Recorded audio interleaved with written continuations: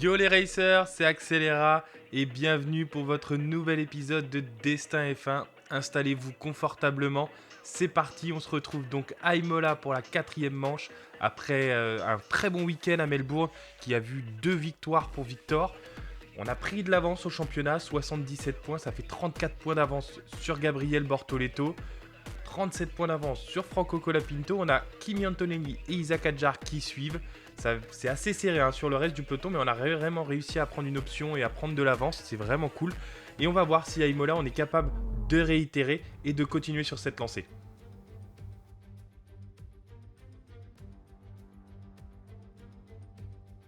Et on se retrouve pour la qualification.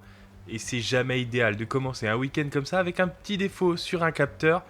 Bon, on va essayer déjà d'oublier tout ça et de partir sur le tour chrono.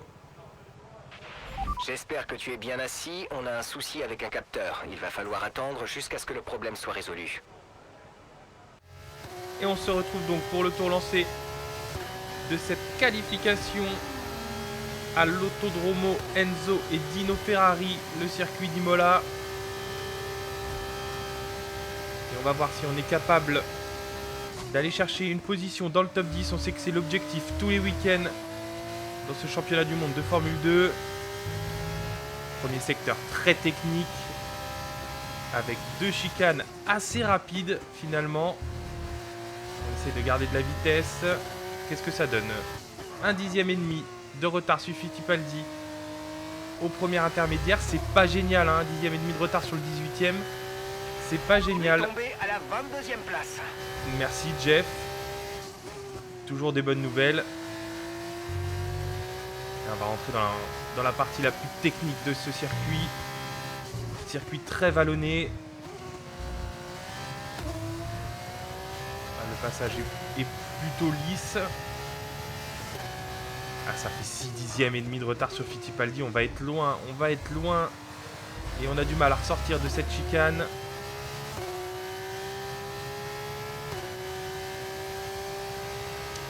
Et on arrive sur le dernier enchaînement de virage gauche en descente. Le pneu qui déleste à l'avant gauche, c'est pas facile de trouver de l'appui. Et ça va pas être génial comme chrono.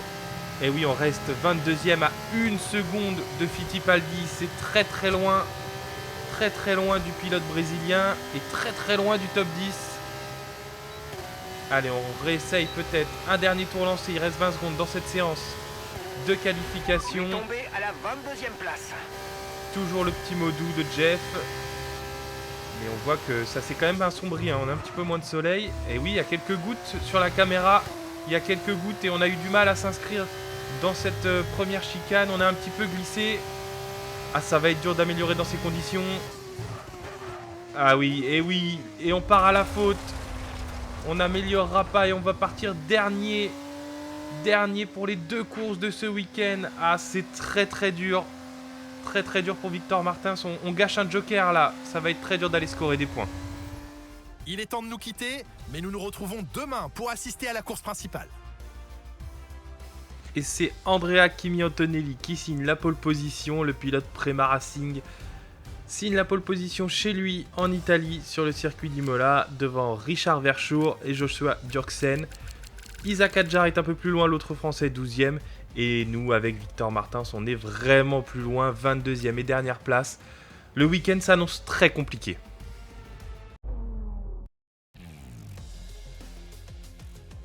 Aujourd'hui, c'est la vitesse pure qui prime dans cette course sprint. Peu de tours et aucune place pour la stratégie. Qui aura la capacité de monter sur la plus haute marche du podium?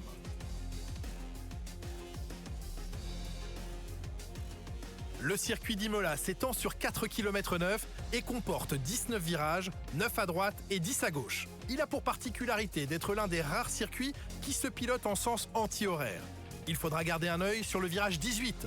Une bonne sortie sera essentielle à l'approche de la seule zone de DRS du circuit, qui sera probablement l'endroit idéal pour dépasser aujourd'hui.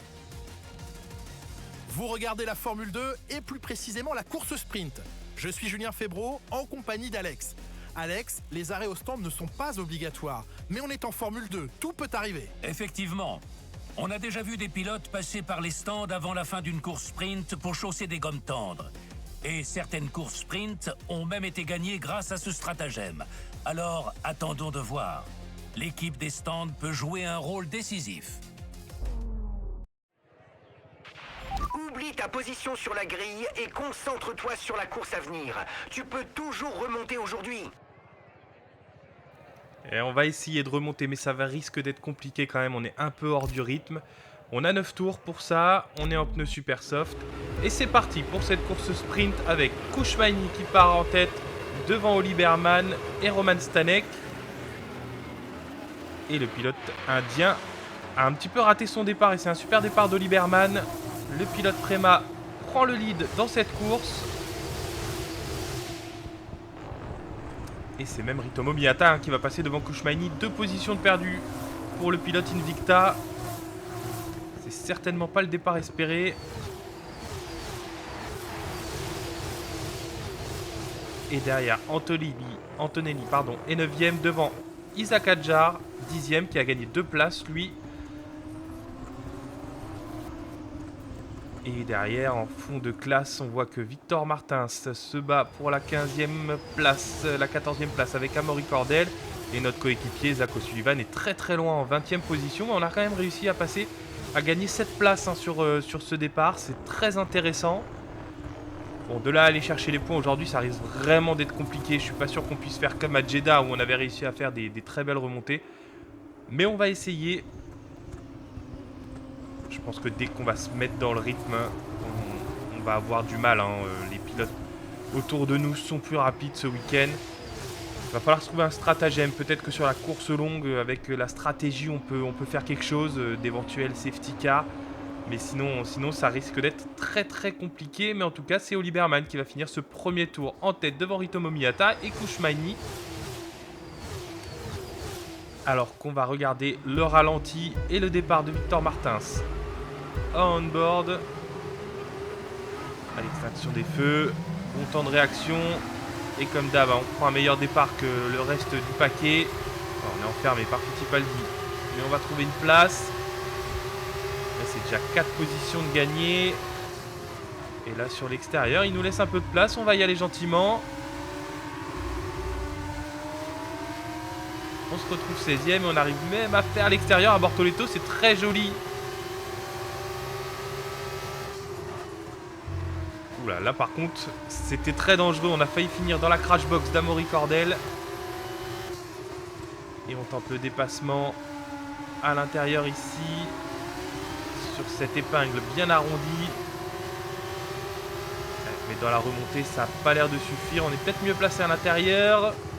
Mais Amaury Cordel emmène plus de vitesse et reste devant. En tout cas, c'est un très bon départ pour Victor Martins, à l'instar des premiers Grands Prix de cette saison.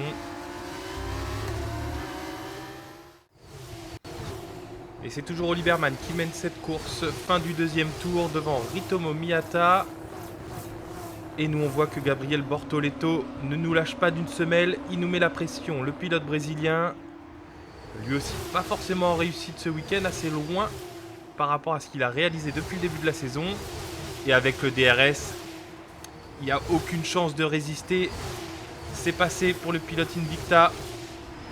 On essaye de reprendre tout de suite l'aspiration, mais on a vraiment du mal. On a un rythme très très loin ce week-end. Et un tour plus tard, est-ce qu'on peut redépasser le pilote brésilien? Ça m'a l'air compliqué. On est dans la zone DRS, mais Rafael Villagomez est pas loin du tout. Avec le DRS, le pilote VAR va peut-être tenter par l'extérieur. Mais on était mieux placé et ça va rester devant. En tout cas, encore pour un tour. Et on se retrouve en board avec Victor. Dans ce 4e tour. Et on part en tête à queue. Oh, le tête à queue de Victor. Et on est accroché par Villagomez. C'était pas beau à voir. Coupe le moteur et attends l'arrivée des commissaires. Ah, et c'en est fini de cette course sprint. 4 tours seulement. Ah, ça va être un week-end très long et très très compliqué. Quelle course incroyable! Et la victoire revient à Oli Berman. Qu'on aime ou qu'on déteste le sprint en Formule 1, c'est un spectacle extraordinaire en Formule 2. J'adore, c'est génial.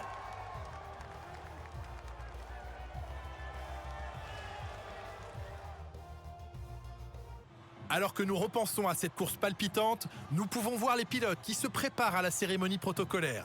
Et c'est un podium qui ne change pas beaucoup, avec une nouvelle victoire en F2 pour Prema. Victoire donc de Prema et du pilote anglais Ollie Bearman. Kouchmaini a réussi à reprendre la deuxième place à Ritomo Miyata qui complète ce podium.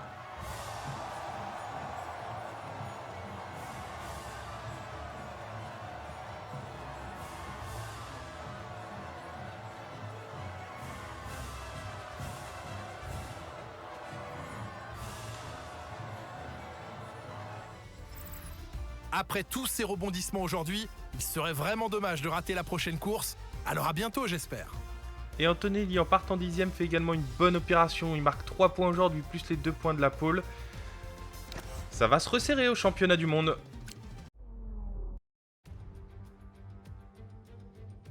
Bienvenue à vous, nous sommes aujourd'hui de retour à Imola pour une nouvelle journée de Formule 2 à couper le souffle.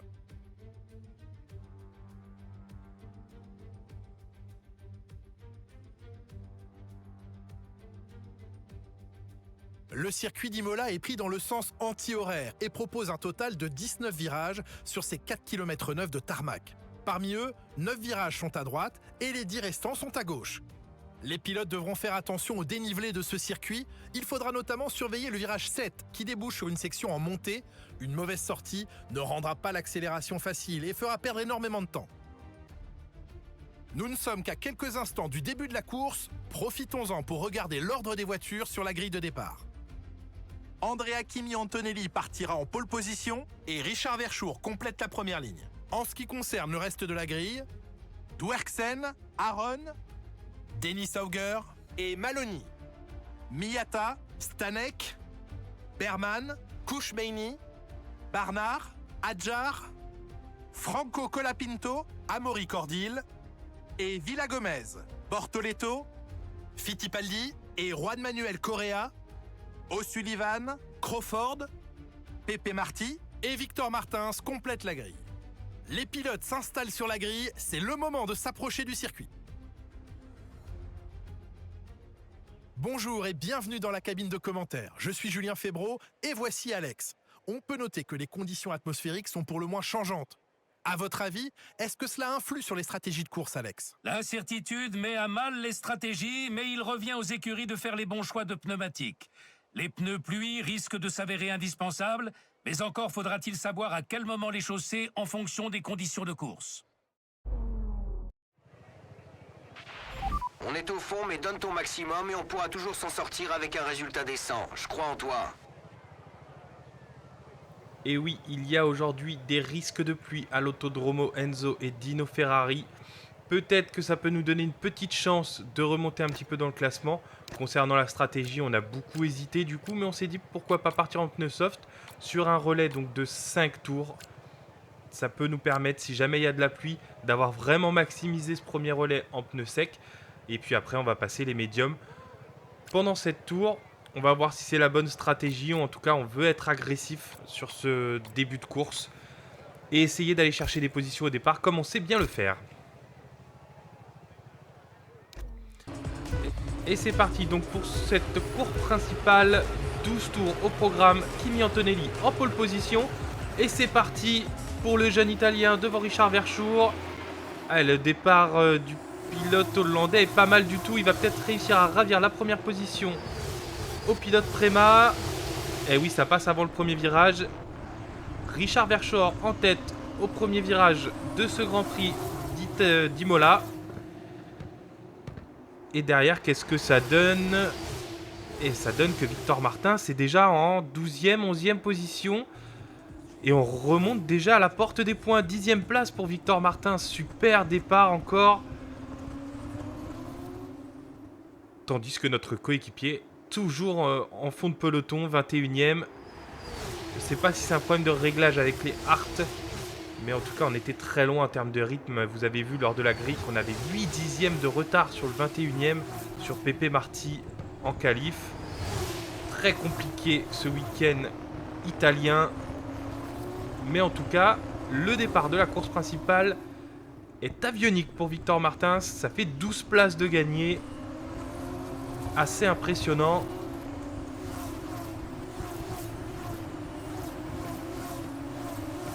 Et on va voir tout de suite au ralenti comment s'est passé ce départ et comment on a réussi à gagner toutes ces positions.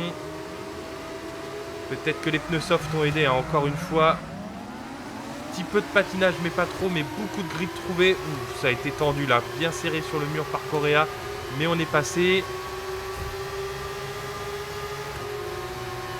Oh, il est très agressif, le dive bomb. Le dive bomb, on a touché personne. Mis les roues un petit peu en dehors de la piste. Mais c'est un départ énorme. Et on a réussi vraiment à se faufiler. Ah, là, c'était plus compliqué. Par contre, il n'y avait pas de la place pour 3. Mais en tout cas, ça passe. C'est pas forcément très académique. Mais très très agressif sur ce départ. Le pilote français. Ce qui nous permet de gagner beaucoup de positions. Et de se retrouver en 10e place. Et d'attaquer déjà Oli Berman, le vainqueur de la course sprint. Dès l'entame de ce deuxième tour. Avant même le DRS. Alors, on est un petit peu loin. Ça va pas passer. L'impression qu'on avait un petit peu de mal aussi tout le long du week-end en vitesse de pointe. Et là par contre dans cette chicane on est vraiment bien passé. Et est-ce qu'on peut attaquer Oli Berman? C'est pas facile dans ce virage mais on est mieux placé. Et on va prendre l'avantage. 9e position pour Victor Martins. Ah, si on arrive à choper 1 ou 2 points ce week-end ce serait vraiment exceptionnel. Mais ça va être très compliqué et très long. On se retrouve un peu plus loin. Fin du deuxième tour. Et on n'a pas le DRS sur Hitomo Miyata. Ça va être compliqué de tenir Oli Berman et sa Prema derrière nous. Ah, ils ont tous le DRS. On n'a pas le DRS et ça va être impossible de tenir Oli Berman derrière nous. Et Kouchmaini qui va tenter aussi. Mais on garde de la vitesse sur l'extérieur. Et on est bien placé derrière Berman. Est-ce qu'on peut tout de suite repasser? Non, c'est trop risqué. Et puis c'est peut-être intéressant de profiter du DRS lors de la prochaine ligne droite de départ arrivée.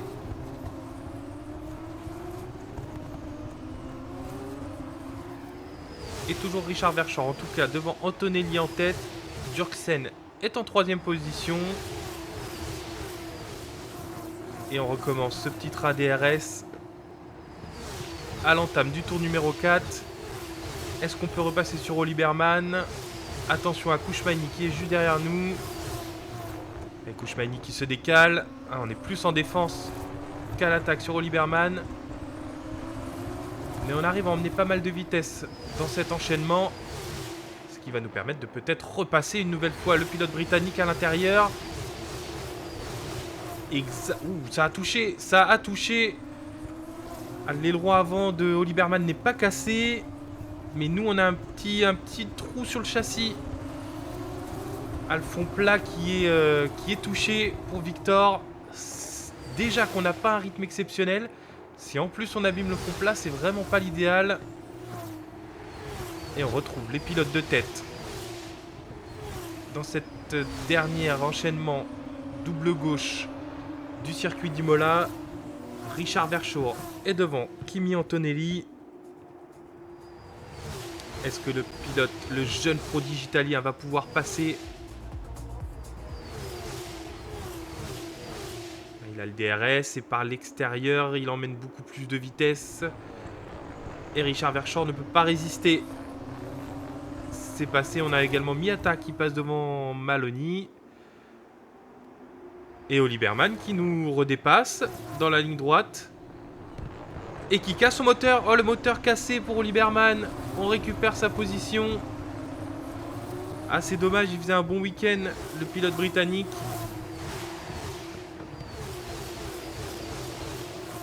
Mais la défaillance moteur va mettre fin à sa course principale.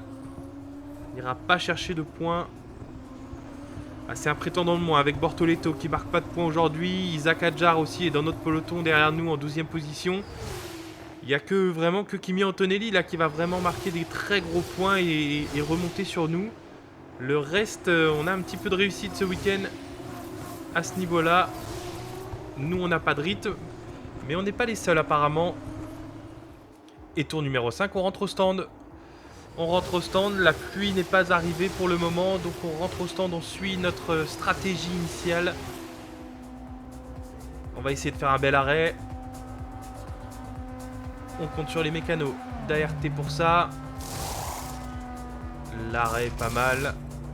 Ouais, toujours un petit peu de mal à redécoller des stands. Avec ce petit décalage hein, lorsque les lèvres rapides descendent. Et je pense qu'on a quand même un petit peu perdu hein, par rapport à Villagomez. Et en tête de la course, Kimi Antonelli qui tente de créer l'écart sur Richard Verschoor. Ah, s'il pouvait casser la seconde, je pense qu'il en serait bien content, l'Italien. Allez, dans tous les cas, il plonge. Richard Verschoor, il plonge. Joshua Durksen également. Le pilote Trident et le pilote X-Racing au stand.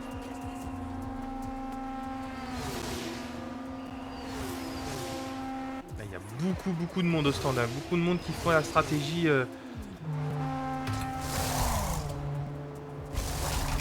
La stratégie qui était proposée initialement par mon ingénieur. 6 tours en soft et 6 tours en médium. Et en tout cas, ils vont tous être très rapides sur ce deuxième stint avec les pneus super soft. On va être à la peine. Hein. On va voir déjà nous où on ressort. Enfin, où ils ressortent par rapport à nous. Est-ce qu'on va récupérer devant Kouchmaini peut-être la 12e place alors que Rafael Villagomez nous attaque. Et on va voir on-board ce que ça donne. Alors on va essayer de se positionner mais on a perdu des places. On a perdu des places sur Colapinto, sur Kouchmaini. Villagomez qui vient de nous dépasser avec le DRS. Ah, c'est dommage.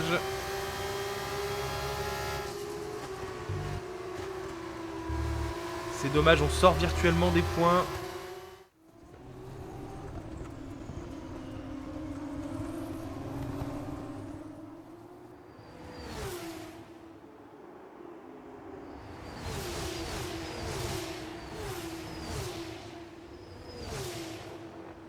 Et avec le décalage stratégique, les pneus médiums pour nous et les softs, les super softs pour le reste du peloton, ça va être très difficile de remonter dans les points. Il nous faudrait certainement un coup de pouce. Allez, Antonelli au stand pour son arrêt. Est-ce qu'il va ressortir en tête le pilote italien? Il n'est pas gêné en tout cas. Tout le monde s'arrête. Hein. Personne n'aura essayé de pousser un peu plus loin, d'attendre éventuellement la pluie ou un safety car.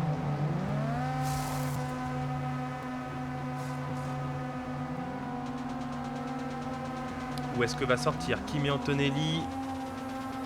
Est-ce qu'en s'arrêtant un petit peu plus tôt, Richard Verschoor va réussir à faire l'undercut?